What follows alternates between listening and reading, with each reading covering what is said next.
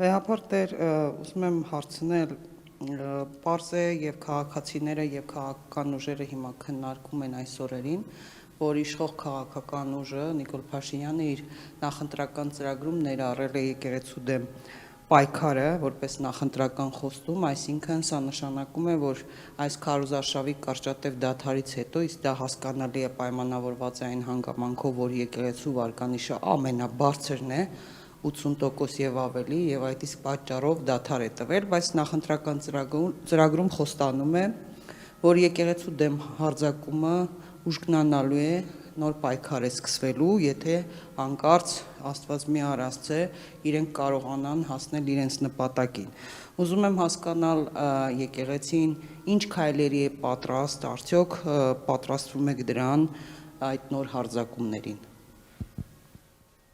Մենք տակավին ընտրության արդյունքները չգիտենք, բայց եկեղեցին միշտ էլ պատրաստ է իր իրավունքները պաշտպանել ամբողջանվեր կերպով եւ որևէ կերպ, որևէ կառույցի եւ իշխանության թույլ չտալ, որ միջամուխ լինի եկեղեցու ներքին կյանքին եւ փորձի եկեղեցին ենթարկեցնել իր կամքին։ Այնպես որ մեր եւ մեր եկեղեցականաց գեցվածքն ու դիրքորոշումը շատ ամուր է եւ հստակ։ Պարզապես դա միայն եկեղեցու պաշտպանություն չէ, այլ նաեւ հավատավոր ժողովրդի։ Դա նաև մեզ է վերաբերվում մեր պաշտպանությանը, ու մենք ակնկալում ենք եկեղեցուց բավական լուրջ կոշտ քայլեր։ Բնականաբար եկեղեցու այդ կեցվածքը իսեր մեր ժողովրդի է, իսեր մեր հայրենիքի է։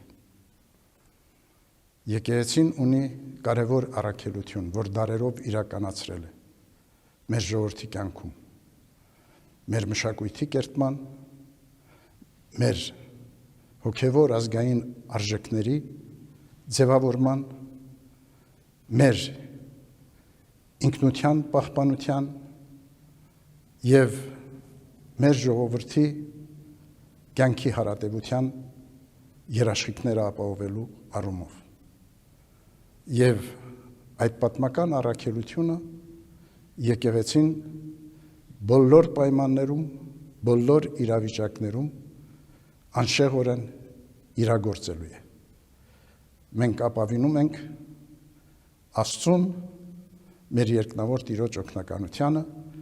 ինչպես եւ մեր ժողովրդի